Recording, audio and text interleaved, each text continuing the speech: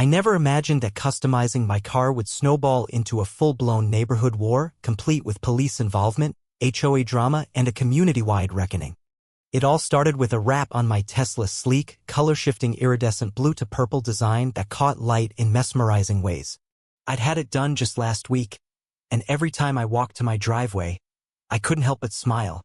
Some people spend their money on extravagant vacations or designer wardrobes. Me? I just wanted something I could enjoy every single day. Living in Rose Hill Meadows came with its own flavor of suburban expectations. The HOA prided itself on tasteful appearances, though no one could ever quite define what that meant. I'd read the rules, there wasn't a single mention of car wraps being forbidden. My phone buzzed just as I grabbed my coffee to head out. It was a text from my best friend, Tara. "Dude, your car looks insane. What did that cost?" I was about to type back when something caught my eye through the blinds across the street. Vanessa Barlow was standing at the edge of her driveway, clipboard in hand, pretending to check her mail while very clearly snapping photos of my Tesla. Our eyes met briefly. She looked away just as quickly, but not before I caught the telltale squint of disapproval on her face. "Fantastic," I muttered under my breath. Vanessa had moved in only 6 months ago, but she'd already developed a reputation. The Myers had to dismantle their treehouse after she filed a complaint about unapproved structures. The Phillips got a fine for leaving their trash bins out half a day longer than scheduled. And old Mr. Gutierrez? He had to repaint his backyard fence because the beige he chose didn't match the approved eggshell in the HOA's color palette. I ignored her and headed to work. As a graphic designer, I appreciated aesthetic freedom. My car wasn't just a vehicle, it was a canvas that reflected who I was. When I walked into the office, 3 coworkers immediately complimented my ride. If only my neighbors were as open-minded. That evening, I found a sheet of paper tucked under my windshield wiper. My stomach dropped the second I saw it. Notice of violation. Your vehicle may be in breach of Rose Hill Meadows HOA Section 7.4. No unusual modifications permitted to vehicles visible from the street. Remedy within 48 hours. There was no official letterhead, just a poorly printed flyer with a cheesy clip art logo of a house. I crumpled it up and tossed it in the recycling bin. If the HOA had an issue, they could reach out properly. That night, I flipped through the community guidelines. Section 7.4 was maddeningly vague. It said vehicles should maintain aesthetic consistency with neighborhood standards and banned unusual modifications. But it never defined what unusual meant. Plenty of people had customized cars. The Harpers had flame decals on their pickup truck. The Lynn family had racing stripes on their minivan. Why was my wrap suddenly a problem? At 7:30 p.m., my doorbell rang. I opened the door to find Vanessa standing there, wearing a smile so forced it looked painful. "Hi there, neighbor," she chirped. "I noticed you didn't respond to the violation notice." "That's because it wasn't official," I replied, leaning against the doorframe. "If the HOA wants to contact me, they know how." "Well," she said, stiffening slightly, "as the newly appointed Neighborhood Standards Coordinator, it's my duty to report violations." I said. "What exactly is the problem with my car?" "It's very attention-grabbing," she sniffed. "Several neighbors have expressed concerns." "Which neighbors?" I asked. "I'm not at liberty to say," she replied, her tone prim. "Section 7.4 doesn't mention wraps," I said. "And Jackson's lime green Jeep has been here for years without issue." "That was before we had proper enforcement," she snapped. "Things are changing. Rose Hill Meadows has standards. Your car looks like something out of a street racing movie." I took a breath. "Thanks for your concern, Vanessa. Unless I receive a formal complaint from the HOA board, the wrap stays." "We'll see about that," she said, pivoting sharply and marching down my porch steps. The next day, I saw her going door to door, clipboard in hand again, handing out what looked like petitions. From my home office, I watched as some neighbors accepted her flyers with polite nods, but others, like Mrs. Delgado, whose sunflower garden Vanessa had previously targeted, shut the door in her face. That afternoon, I got an email from the HOA president, Mr. Alan Vickers. "Dear homeowner, it has come to our attention that your vehicle may be in violation of Section 7.4. While we respect personal style, certain modifications may not align with the community aesthetic. Please attend Thursday's emergency HOA meeting at the Rose Hill Community Center, 7 p.m. My phone rang immediately after. It was Jackson. You getting heat for your Tesla? He asked. Yeah. Let me guess, Vanessa. She tried to get me to sign her petition. Told her it looked awesome and she said I wasn't taking neighborhood values seriously. Just a heads up, document everything. The rules are full of gray zones. That night, Vanessa was back outside, snapping photos of my car again. She didn't even pretend to hide it this time. Later, on the community Facebook page, she posted, concerned about declining property values? Attend Thursday's meeting to address inappropriate vehicle modifications. Comments exploded. Some backed me up, let people live, if you're gonna complain about the broken swing set, but others took her side, this is not a car show, we need standards. I decided to fight fire with facts.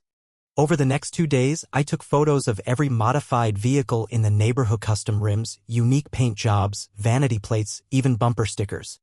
If they wanted enforcement, I'd make sure it was fair. Then Wednesday happened. I pulled into my driveway and saw a small crowd gathered near my car. Vanessa stood next to a police officer, animatedly gesturing at my Tesla. Is there a problem, officer? I asked calmly as I got out. He looked uncomfortable. Got a call about a potentially illegal vehicle modification. Something about reflective materials being a traffic hazard. It's a vinyl wrap, not chrome, I said. It's legal and within city codes. He inspected the car. Doesn't appear to violate any traffic laws. This seems more like a neighborhood dispute. But what about HOA rules?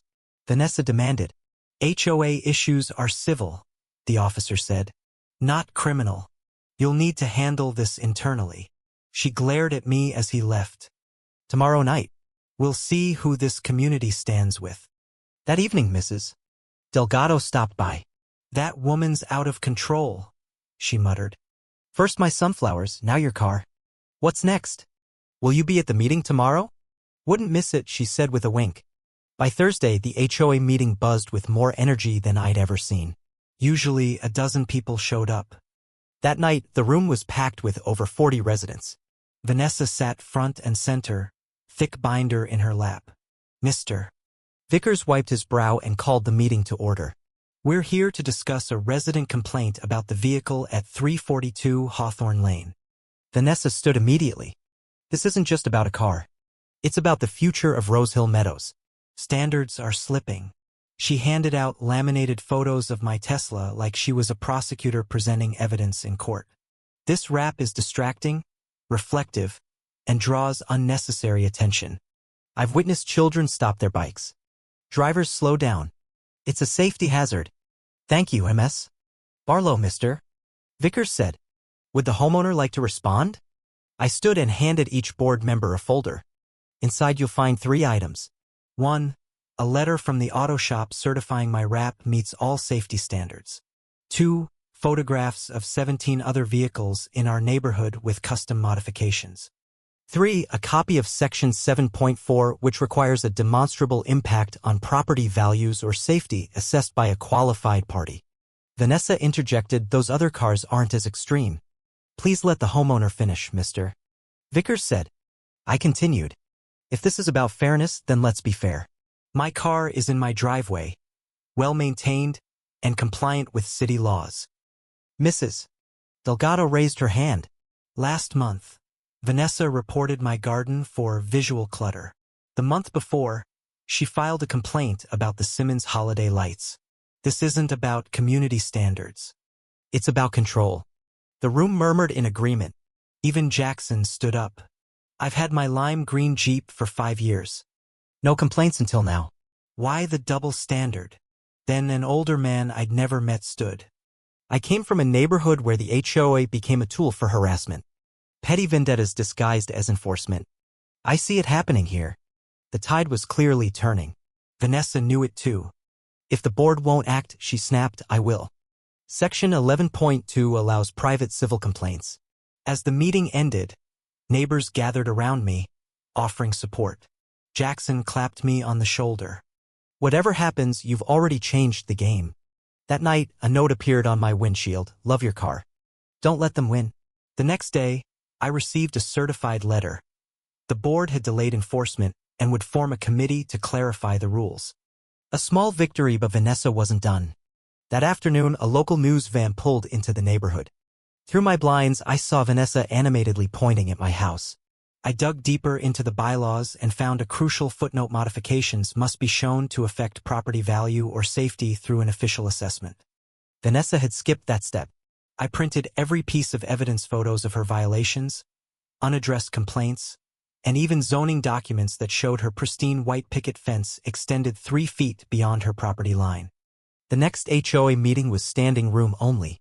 This time, I came prepared with data, allies, and testimony from neighbors who'd had enough. Vanessa tried to shout us down, but her own husband, an attorney, finally stepped in. Selective enforcement exposes us to legal risk, he said calmly. It's time for clear, equitable rules. The board agreed, almost unanimously, to suspend current violations and revise the guidelines with community input. In the months that followed, things changed. My rap stayed slightly toned down, but still uniquely mine. Mrs. Watson's bird feeder became a community wildlife fixture. The kids' lemonade stand got an HOA-approved weekend permit. Even Vanessa joined the landscaping committee. 6 months later, Rose Hill Meadows won a city award for neighborhood excellence. And every time I drive my Tesla, I'm reminded that sometimes standing your ground respectfully can do more than just keep your car looking sharp. It can change an entire community.